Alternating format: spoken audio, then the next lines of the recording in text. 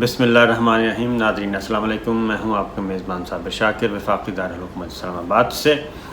آج کچھ تازہ ترین خبریں ہیں، اور وہ خبریں ہیں پاکستان کی سیاست سے متعلق، کیونکہ کافی دن ہو گئے پاکستان کی سیاست کے بارے میں آپ کو آگاہ نہیں کیا۔ ایک طرف وزیر اعظم عمران خان نے اپنی 3 سالہ کارکردگی بیان کی، اور 3 سال دھڑلے سے انہوں نے پورے کر لیے۔ اس دوران ان پہ بہت زیادہ حملے ہوئے اور ان کو گرانے کی بھرپور کوششیں کی گئیں، اور ہر طرف سے کوششیں کی گئیں، لیکن انہوں نے سروائیو کیا اور 3 سال پورے کیے۔ ایک طرف تو وزیر اعظم عمران خان ہے، 3 سالہ جشن منا رہے ہیں، اور دوسری جانب پی ڈی ایم میدان میں اتری ہے، اور انہوں نے ایک عدد پھر اجلاس بلایا ہے، آل پارٹیز کانفرنس بلائی۔ آل پارٹیز کانفرنس تو نہیں کہنا چاہیے، پی ڈی ایم کی جو پارٹیز ہیں ان کا اجلاس بلوایا، اور اجلاس میں کیا کیا باتیں ہوئیں یہ بھی آپ سے بات کریں گے۔ پھر آنے والے دنوں میں کیا ہونے جا رہا ہے، ایک اور سازش تیار کی گئی تھی، ریہرسل کی گئی تھی، نیٹ پریکٹس کی گئی تھی کہ ایک آئینی بحران، ایک کرائسس پیدا کیا جائے، اور اس کرائسس کے بعد پھر کوئی فائدہ اٹھایا جائے۔ یہ 3 خبریں میں آپ سے شیئر کرتا ہوں۔ سب سے پہلے ہم لیتے ہیں جی پی ڈی ایم، کیونکہ پی ڈی ایم کو کیا مصیبت آئی اور پی ڈی ایم کو اب تک پذیرائی کیوں نہیں ملی۔ پی ڈی ایم کا اجلاس ہوا کراچی میں، اور اس سے پہلے شہباز شریف صاحب جو کہ مسلم لیگ نواز کے صدر ہیں، اور جو کہ اصلاً غیر فعال تھے، نان فنکشنل تھے، اور مریم صفدر صاحبہ نے اور نواز شریف صاحب نے اور ان کے گروپ نے ان کو نان فنکشنل کیا ہوا تھا، وہ میدان میں اترے ہیں۔ اور پہلے تو وہ انہوں نے دورہ سندھ کیا، اور سندھ کے دورے پہ بظاہر تو یہ کہا گیا کہ جناب یہ بہت سندھ میں کوئی انقلاب آنے والا ہے، شہباز شریف صاحب نکل رہے ہیں، مسلم لیگ نواز کے دورہ سندھ پہ جا رہے ہیں، اور بہت جوڑ توڑ کی سیاست ہوگی۔ لیکن وہاں جا کے ان کو بھی مایوسی ہوئی، اور صورتحال یہ ہوئی کہ وہ مرحومین کے دعائیں کرتے رہے۔ بس سابق صدر ممنون حسین وفات پا گئے تھے، ان کی تعزیت کی اور فاتح خوانی کی، پھر پیر صاحب پگاڑا کے گھر گئے، ان کے ہاں ان کی اہلیہ کی جناب دعائے مغفرت کی۔ اسی طریقے سے باقی کوئی اور فوت ہو گیا تھا، ان کے لیے پہنچ گئے، دعائے مغفرت کی۔ تو ان تمام دعائے مغفرت کو انہوں نے سیاسی سرگرمیوں کا نام دیا۔ تو صورتحال کیا تھی؟ پیپلز پارٹی، آپ کو معلوم ہے کہ پیپلز پارٹی کا وہ گڑھ ہے سندھ جو ہے، وہاں سے پی ڈی ایم کو کیا ملے گا یہ ایک الگ داستان ہے۔ خیر، پی ڈی ایم کا اجلاس ہوتا ہے جی، پہلی بات مریم صفدر صاحبہ نے دورہ سندھ کرنا تھا، وہ روکا گیا، اس کو مؤخر کر دیا گیا۔ پھر پی ڈی ایم کے جلسے سے مریم صفدر صاحبہ نے خطاب کرنا تھا، اس کو بھی روک دیا گیا۔ اب وہاں پہ شہباز شریف صاحب نمائندگی کریں گے، اور مریم صفدر صاحبہ نہیں ہوں گی۔ اس کی کیا ریزن ہے؟ اس کی ریزن یہی ہے جی کہ جو پارٹی کے اندر ایک چل رہا تھا کہ کون پارٹی کو لیڈ کرے گا، کون قیادت کرے گا، کس کا نیریٹو چلے گا، تو پاکستان مسلم لیگ نواز کے اندر جو بات طے پائی وہ یہی ہے کہ فی الحال شہباز شریف صاحب بھی بہتر ہیں، اور انہی کو کوئی راستہ بنانے دیں۔ یہ ہے اسٹریٹجی، ملے ہوئے ہیں سارے آپس میں، جاتی عمرہ کے جتنے بھی مقین ہیں آپس میں ایک ہیں، لیکن شہباز شریف صاحب کو آگے کیا ہے، اور وہ اس وجہ سے کیا ہے کہ شاید کوئی راستہ بن پائے، کیونکہ دھمکیاں بھی دے کے دیکھ لیں، گالیاں والیاں بھی دے کے دیکھ لیں، اور کیا کہنا چاہیے بلیک میلنگ بھی دیکھ لی، کچھ حاصل نہیں ہوا، لہٰذا شہباز شریف صاحب کو اب موقع دیا گیا ہے۔ لیکن پی ڈی ایم کے اجلاس میں ہوا یہ کہ ایک تو اچھے خاصے جو اہم رہنما ہیں مسلم لیگ نواز کے، ان کو مولانا فضل الرحمان صاحب نے اور ان کے لوگوں نے یعنی کہ روک دیا۔ انہوں نے کہا کہ مسلم لیگ نواز کی پہلے ہی بہت زیادہ نمائندگی ہے، تو شہباز شریف صاحب کے کہنے پہ ان 3 رہنماؤں کو اجلاس میں بیٹھنے کی اجازت دی گئی، ورنہ مولانا جو ہیں وہ تو کہہ رہے تھے کہ یہ لوگ بہت زیادہ ہو گئے ہیں، اس لیے ان کی ضرورت نہیں ہے۔ اب ان لوگوں کو کس کے کہنے پہ منع کیا گیا تھا، یہ ایک الگ بحث ہے کہ وہ کیوں نہیں ان کو موقع، کیوں ان کو روکا گیا، حالانکہ اچھے خاصے جید رہنما تھے مسلم لیگ نواز کے۔ اس اجلاس میں بھی ہمیں مریم صفدر صاحبہ کی جو گروپ کی نمائندگی ہے وہ نظر نہیں آئی، بلکہ لائک مائنڈڈ جتنے بھی شہباز شریف صاحب کے کیمپ کے لوگ تھے وہی اجلاس میں گئے. ایک آدھ بندہ گیا اور وہ بھی بس چلا گیا، اور اس اجلاس کی کارروائی ساری کی ساری باتیں جو ہیں وہ الگ سے مریم صفدر صاحبہ کو بتائی جائیں گی. آپ یہاں دیکھیں کہ شہباز شریف گروپ کے بہت سارے لوگ وہاں پہ موجود تھے، اور ان میں ایک ایسے بھی تھے جو سخت ترین تنقید کرتے رہے مریم صفدر صاحبہ پہ. وہ رہنما بھی اس اجلاس میں موجود تھے. اس اجلاس میں عمران خان صاحب کی حکومت کو گرانے کے لیے ایک پھر خواب دیکھا گیا، اور تمام جماعتوں کی طرف سے یہ تھا ایک بار پھر، یعنی کہ کون کون کہ استعفے دے دیے جائیں قومی اسمبلی سے اور پنجاب اسمبلی سے اور بلوچستان اسمبلی سے. بلوچستان اسمبلی سے نمائندگی نہیں ہے تو استعفے دے دیے جائیں اور فوری طور پہ نکلا جائے، اور استعفے دینے کے بعد ایک نیا کرائسس کھڑا کیا جائے. تو اس پہ اتفاق نہیں ہو سکا، اور انہوں نے کہا جی استعفے دے دیے تو وہ تو ری الیکشن ہو جائے گا، تو ہم تو اس امید سے بھی جائیں گے. نمبر 1. نمبر 2، کیا پارلیمانی پارٹی یعنی کہ پارلیمنٹیرینز مسلم لیگ نواز کے استعفے دینے کے لیے تیار ہیں سب کے سب؟ تو جواب تھا نفی میں کہ یہ فیصلہ نہ کیا جائے، اور شہباز شریف صاحب نے بھی اس کی مخالفت کی. البتہ مریم صفدر صاحبہ ضرور چاہتی ہیں کہ فوری استعفے ہوں اور اس سارے قضیے سے جان چھوٹے. اس پہ اتفاق نہیں ہو سکا، اور یہ اجلاس جس مقصد کے لیے بلایا گیا تھا کہ حکومت کے لیے کرائسس کھڑا کریں گے وہ بھی کامیاب نہیں ہو سکا. اب صرف ایک جلسہ ہوگا اور جلسے میں ہی اپنا بھڑاس جو ہے وہ نکال لی جائے گی. یہ چیز کیونکہ استعفے دینے کی صورت میں پیپلز پارٹی جب تک آن بورڈ نہیں ہوتی اس وقت تک کوئی فائدہ نہیں ہوگا. اسی لیے مولانا فضل الرحمان صاحب نے اور پی ڈی ایم کے اجلاس میں پیپلز پارٹی کو کافی آڑے ہاتھوں لیا گیا، اور پیپلز پارٹی کے بارے میں کہا گیا کہ انہوں نے ہماری پیٹھ پیچھے چھرا گھونپا ہے. تو اس لیے پیپلز پارٹی کے ساتھ کافی معاملات کیا کہنا چاہیے انہی پہ سارا ملبہ ڈالنے کی کوشش کی، ورنہ انہوں نے کہا کہ ہماری تحریک تو بالکل کامیاب تھی. ایک چیز یہ، اس کے بعد خواتین پہ بھی پابندی لگانے کے بارے میں اختلاف پایا گیا. ایک اور چیز جو کہ اگلی بات یہ ہے کہ پچھلے دنوں ایک سازش تیار کی گئی، اور وہ سپریم کورٹ کے لارجر بینچ نے اس کو ناکام بنایا. اور اس میں ہم بالکل ہرگز یہ نہیں کہہ رہے کہ اس سازش میں جسٹس قاضی فائز عیسیٰ صاحب شامل تھے، بالکل نہیں، بلکہ یہ سازش جو ہے وہ دوسرا گروپ جو تھا اس نے تیار کی. اس کو سازش کا نام ہی دیا جائے گا، اور سپریم کورٹ نے بروقت اس کا تدارک کیا.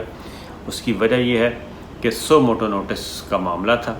ایک پیٹیشن گئی، اور یہ بظاہر ایک سادہ سا معاملہ لگتا ہے کہ 5-7 صحافی جو ہیں وہ گئے اور انہوں نے ایک پیٹیشن دے دی ایک بینچ کے سامنے، اور وہاں سے ایک آرڈر پاس ہو گیا، اور اس کے بعد ہیئرنگ شروع ہوگی. یہ ایک سادہ سی بات ہے، اور بڑا سبجیکٹ بھی بڑا اٹریکٹیو، اور وہ یہ کہ صحافیوں کو ہراساں کرنا، آزادی اظہار پہ پابندی اور ان کا محاسبہ کرنا، یہ بہت اچھی نیریٹو ہے، اس میں کوئی شک نہیں. لیکن اس پہ قائم وہ ایک ایسے دن یہ کام کیا گیا کہ درخواست گزار ایک ایسے دن پہنچے جس دن chief justice of Pakistan justice Gulzar Ahmed وہ جو ہے بیرون ملک روانہ ہو چکے تھے، اور صبح حلف ہوتا ہے قائم مقام چیف جسٹس عمر عطا بندیال صاحب کا، اور اسی دن یہ آرڈر پاس کروا لیا جاتا ہے، اور آرڈر آ جاتا ہے، اور پھر یہ بھی کہا جاتا ہے کہ یہ ہمارے ہی جو کورٹ میں فکس کیا جائے معاملہ. اب 184(3) کے تحت یہ از خود ایک معاملہ جو ہے وہ پہلے بھی بہت دفعہ یہ سیٹل ہو چکا ہے کہ چیف جسٹس آف پاکستان کے علاوہ کسی کو بھی از خود نوٹس لینے کا اختیار نہیں. البتہ آنریبل جج کوئی بھی ایشو ان کے سامنے آئے، کوئی بھی ایسا معاملہ آئے تو وہ چیف جسٹس آف پاکستان کو ایک نوٹ پٹ کرتے ہیں، اور اس پہ بالعموم chief justice of Pakistan suo motu notice لے لیتے ہیں. اس میں یہ ہوا کہ اس میں کچھ स्मेल आई। इसीलिए फौरी तौर पे कायम मुकाम चीफ जस्टिस उमर अता बंदयाल साहब ने इस मामले को टेकअप किया, लार्जर बेंच बनाया और सुप्रीम कोर्ट बार और Pakistan bar council, attorney general, press association, इन सब को मदऊ किया। यानी आए कोर्ट की मुआवनत करें कि सो मोटो नोटिस होता क्या है और ये कब इस्तेमाल होना चाहिए, उसको कौन सी अथॉरिटी इस्तेमाल करेगी। ये मामला हुआ और उसमें ज़ाहिर है कि अगर ये मामला इसी तरीके से एक्सरसाइज होना शुरू हो जाए जैसे कि अब हुआ, तो माजी में अच्छा खासा एक बहरान पैदा हो गया था, और बहरान नहीं था बल्कि चीफ जस्टिस ऑफ पाकिस्तान को इसी तरीके से हटा दिया गया। एक कोयटा में बेंच था, उसके पास गए, ऑर्डर लिया और चीफ जस्टिस साहब को फारिग कर दिया था। और उसके बाद आपको मालूम है उससे पहले हमला वमला भी हुआ सुप्रीम कोर्ट में, वो आज तक एक बदनुमा दाग है। तो ये एक था, अब भी उसी तरीके से ये किया गया। अब ज़ाहिर है अदालत के सामने जब कोई चला जाता है तो एक बहुत बड़ा एक सेंसिटिव मामला था कि आज़ादी इजहार का मसला है, सहाफ़त की आज़ादी का मसला है, तो ये तो बहुत ही ऐसा इशू है, लिहाजा ये एक्सरसाइज फौरी तौर पे हो गया, नोटिस इशू हो गया, ऑर्डर हो गए। लेकिन सुप्रीम कोर्ट के लार्जर बेंच ने इस ऑर्डर को यानी कि अज़ खुद नोटिस को कलअदम करार दे दिया और 20 अगस्त का ऑर्डर वापस उसको भी कलअदम करार दे दिया, जो कि 2 मेंबर बेंच ने किया था। और ये करार दिया कि सो मोटो नोटिस सिर्फ चीफ जस्टिस ऑफ पाकिस्तान का इख्तियार है और वही इस्तेमाल कर सकते हैं, बेंच बनाने का इख्तियार भी उनका है, कोई भी बेंच ये काम नहीं कर सकता। ये एक ऑर्डर पास होने के बाद, अच्छा इसके पीछे कहानी क्या थी? इसके पीछे कहानी ये थी कि ये एक दफ़ा एक्सरसाइज कर लिया, अगर इस पे chief justice of Pakistan notice ना लेते तो इसका मतलब था कि ये मामला अब आइंदा भी हो सकता है। एक पेटिशन तैयार की हुई है और वो पेटिशन दस्तयाब है और वो रखी हुई है किसी भी सूटेबल टाइम के लिए। ये एक्सरसाइज दोबारा होनी थी और अब शायद ना हो सके। वो पेटिशन ये थी कि मसलन ABCD को ख्याल आया कि जनाब ये जो पहले 4 जज साहिबान हैं ये सही काम नहीं कर रहे और इनके बारे में ये कंप्लेंट्स हैं, लिहाजा इनको फारिग करें और जो है अगले मौजूद सीनियर मोस्ट जज उनको चीफ जस्टिस बना दें। ये भी एक मफरूज़ा कि इस तरह भी हो सकता था। और उससे ये था कि कोई भी चौथे, पाँचवें, छठे नंबर पे जो भी हैं वो चीफ जस्टिस बन जाते। ये भी एक क्राइसिस पैदा करना था और एक मफरूज़ा। दूसरा मफरूज़ा कि जी फ़लाँ जो हैं वज़ीर अदालत काम कर रही है और सुप्रीम कोर्ट काम कर रही है, तमाम बेंच काम कर रहे हैं। इसी तरीके से कोई भी ABC उठा, उसने पेटिशन तैयार की और चला गया किसी भी बेंच के सामने जहां वो मुनासिब समझे और उसने वहां पे दुहाई डाली और वज़ीर आज़म इमरान ख़ान, उन्होंने कहा जी पसंद नहीं है या फ़लाँ अथॉरिटी पसंद नहीं है, इनको फारिग कर दें, उनको काम करने से रोक दे और वो बेंच ऑर्डर पास कर दे और जो दरख्वास्त उसके सामने गई है उसको अज़ खुद नोटिस तस्वर कर ले। तो ये एक मामला था और इसको एक्सरसाइज किया जाना था, लेकिन लार्जर बेंच ने बहुत बर वक्त ये काम करके इस तरह के किसी भी आइनी बहरान, कोई भी क्राइसिस खड़ा करने से वो पेशबंदी कर दी है। तो ये मामला इतना सादा नहीं था जितना कि सादा बयान किया जा रहा है और इसमें मुस्तक़बिल में वज़ीर आज़म इमरान ख़ान भी ज़द में आ सकते थे, कोई और भी आ सकता था। लिहाजा ये एक तय किया गया है असूल सुप्रीम कोर्ट ऑफ पाकिस्तान की तरफ से कि ये मामला जब भी कोई जाएगा, बिल्कुल कोई भी साइल किसी भी बेंच में अपीयर हो सकता है और दरख्वास्त दे भी सकता है, लेकिन अल्टीमेटली वो मामला चीफ जस्टिस ऑफ पाकिस्तान के सामने रखा जाएगा कि ये इशू है, वो मुनासिब समझेंगे तो ऑर्डर पास करेंगे, उसको अज़ खुद तस्वर करेंगे, वरना जो तरीक़ाकार है वो यही है जनाब कि आप पेटिशन लें और मुतल्लिका ब्रांच में जमा करवाएं और उसके बाद जो प्रोसीजर है उसको फॉलो किया जाए। क्योंकि अगर यही तो इसी बुनियाद पे तो वो जस्टिस काजी फाइज़ साहब और उनकी अहलिया वाला मामला जो है پوری بحث یہ ہوتی رہی کہ رولز کو فالو نہیں کیا گیا، ورنہ میرٹ پہ تو بات ہی نہیں کی گئی۔ تو خیر یہ چیز بھی ہونے جا رہی تھی جس کو روکا گیا۔ اب آتے ہیں وزیر اعظم عمران خان کے 3 سال۔ وزیر اعظم عمران خان کے 3 سال ایسے رہے کہ انہوں نے، آپ کہہ سکتے ہیں کہ پوری کی پوری اپوزیشن کو، ہر طرح کی اپوزیشن کو انہوں نے 3 سالوں میں آل آؤٹ کیا، ناک آؤٹ کیا اور آل آؤٹ کیا ہوا ہے اب تک اپوزیشن کی کوئی بھی اننگز پوری نہیں ہو سکی اور وہ اپنا سکور پورا نہیں کر سکے، اپنا ٹارگٹ اچیو نہیں کر سکے، بلکہ انہیں ہمیشہ وزیر اعظم عمران خان کی گڈ لک کہیں کہ انہوں نے ہمیشہ فالو آن پہ مجبور کیا۔ وہ خواہ پی ڈی ایم کی تشکیل تھی، پی ڈی ایم کا ٹوٹنا تھا، جہانگیر ترین گروپ تھا، دیگر اتحادی گروپ تھے، حکمراں اتحاد میں شامل تھے یا ادروائز تھے، یہ سب کے سب سے وہ بہت اپنے کیا کہنا چاہیے اچھا کھیل کے وہ نکل گئے۔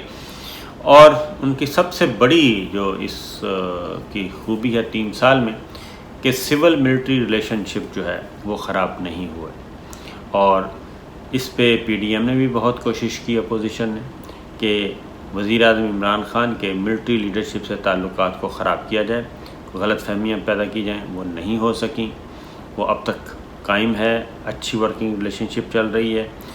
پھر وزیر اعظم عمران خان کے جو 3 سال کی ایک اور خوبی وہ ہے خارجہ پالیسی۔